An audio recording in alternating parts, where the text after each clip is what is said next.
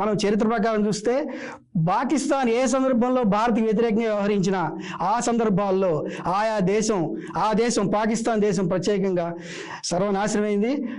ప్రస్తుత పరిస్థితుల్లో పాకిస్తాన్ పరిస్థితిని, భారత్ పరిస్థితిని ఒక్కసారి చూద్దాం. ఈ దాడి నేపథ్యానికి వెనక ఉన్న పరిస్థితిని. భారతదేశం, పాకిస్తాన్ రెండు ఒకటే, రెండు బ్రిటిష్ పాలనలోంచి వచ్చాయి. 1947 తర్వాత పాకిస్తాన్ ఎలా తయారైంది, భారత్ ఎలా తయారైందో చూడండి. భారత్ ఎలా వచ్చింది, భారత్ ప్రస్తుతం ఎక్కడుంది? భారత్ ప్రపంచ ఆర్థిక వ్యవస్థల్లో ప్రస్తుతం 5వ స్థానంలో ఉంది. అది 3వ స్థానంలో వెళ్ళడానికి పోటీ పడుతోంది. చైనా, అమెరికాతో ధీటుగా భారత్ ఎదగడానికి ప్రయత్నిస్తోంది, ఎదుగుతుందని ఆర్థిక నిపుణులు కూడా చెప్తున్నారు. నంబర్ 1 అది. ఇకపైన దౌత్యపరంగా దానికి స్నేహితులు లేరు, విరోధులు లేరు. అంటే ఒకప్పుడు మనం రష్యాకి స్నేహంగా ఉన్నాం కాబట్టి రష్యాకి విరోధులు అందరూ భారత్ విరోధులు కారు. ఇప్పుడు రష్యా తర్వాత మనం మారుతున్న పరిణామాల నేపథ్యంలో గత 15-27 సంవత్సరాలుగా అమెరికాతో సన్నిహితంగా ఉన్నాం. అలాగే అమెరికా విరోధులు మనకు విరోధులు కారు.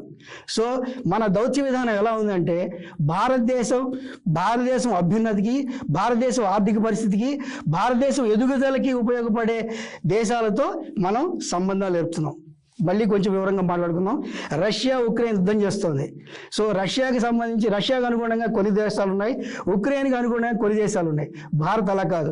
భారత్ రష్యాతో మాట్లాడుతోంది, ఉక్రెయిన్తోనూ మాట్లాడుతోంది. రష్యాని యుద్ధం చేయొద్దని చెప్తోంది, ఉక్రెయిన్ శాంతి ఒప్పందం చేసుకోమని చెప్తోంది. సో రష్యా ఉక్రెయిన్తో ఒకే రకమైన సంబంధాలు నెరపగలిగే దేశం భారత్. అలాగే మనం చూసాం ఇజ్రాయెల్ గాజా యుద్ధం జరుగుతోంది. రెండు దేశాలతో మనం మాట్లాడగలుగుతున్నాం. అమెరికాతో విరోధంగా ఉన్న దేశాలతో మనం దౌత్య సంబంధాలు పెట్టుకున్నాం, రష్యాతో విరోధంగా ఉన్న దేశాలతో సంబంధం పెట్టుకున్నాం.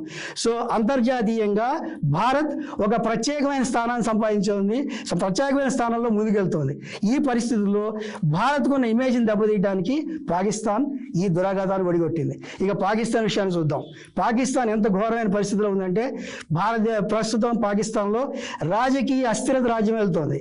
రాజకీయ అస్థిరత, పొలిటికల్ ఇన్స్టెబిలిటీ. అక్కడ అధికార పార్టీకి ఇమ్రాన్ వర్గీయులకు మధ్య యుద్ధం జరుగుతోంది. ఇమ్రాన్ జైల్లోనే ఉన్నాడు, ఒక రకంగా ప్యారలల్ గవర్నమెంట్ నడుపుతున్నాడు. ఇది రాజకీయంగా అస్థిరత ఉన్న ప్రదేశం.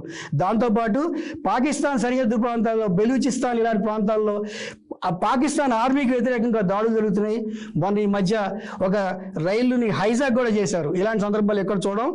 అలాగే పాకిస్తాన్ మిలిటరీని టార్గెట్ చేసి ఒక మిలిటరీ వ్యాన్ మీద దాడి చేశారు ఆ బెలూచిస్తాన్ తీవ్రవాదులు వాళ్ళు కూడా.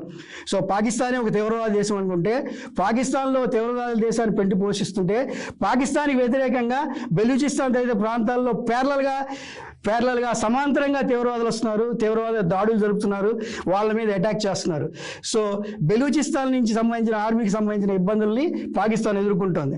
మరోవైపు ఆఫ్ఘనిస్తాన్